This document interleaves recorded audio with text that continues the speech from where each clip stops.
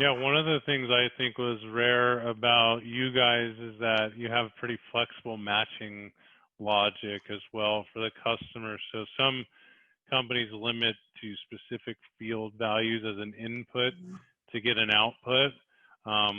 And I was surprised to see that you guys can be pretty flexible with your matching logic, either through the API or obviously through the services. But can you tell us a little bit about what the minimum fields you need are to get an output from enrichment? Is it a Yeah, combination of absolutely. name and, give us that?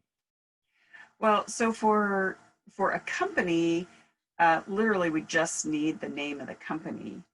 Uh, it will produce a higher scoring match if we have more fields, such as the company and the country, or the company and the URL, or the company and the stock ticker.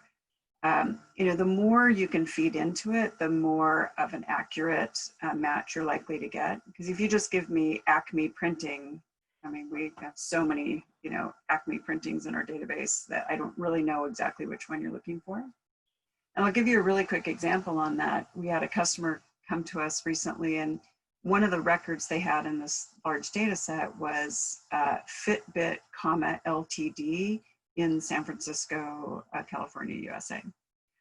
Well, we know there is no Fitbit, Ltd. In the United States. Fitbit Ltd. is actually the UK subsidiary of Fitbit. Fitbit, Inc. is located in San Francisco. It's the corporate headquarters of Fitbit. So when a customer gives us a name that is not congruous with the name or with the address, we have to be able to figure out, what are they really talking about? Do they really want the US company, or do they really want the UK company? And which has more weight in the algorithm? Is it the name of the company or the company plus the address? I mean, that's just one small example of the types of challenges that we have in matching.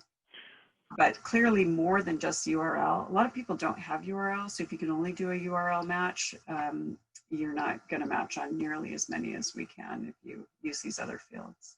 Yeah, I agree. And RingLead actually has a unique application that appends websites based on rules. It's a crawling technology that's, it's accurate, and obviously handpicking is better, but but that's so important. I mean, for everybody watching, to have flexibility in your matching, what that means is you're going to find less mismatches first, and second, more matches. The more flexibility you have within that logic, which it sounds like you guys really have a lot of flexibility, you'll get both scores on match rates, and then you'll find more matches in general, because the tool will be looking at more attributes.